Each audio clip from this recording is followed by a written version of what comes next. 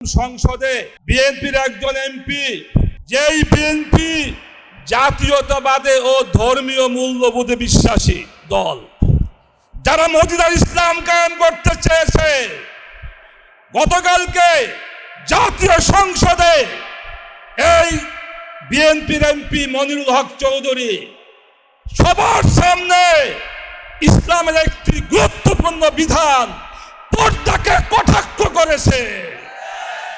আমি অবিলম্বে বলতে চাই, এই বক্তব্যের জন্য ওই মনিরুল হক চৌধুরীকে এবং তার দলকে প্রকাশ্যে জাতির কাছে ক্ষমা চাইতে হবে।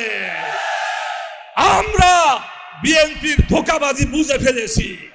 তারা মুখে বলে মদিনার ইসলাম, তাদের কার্যক্রম হলো ইসলামের বিরুদ্ধে, পর্দার বিরুদ্ধে।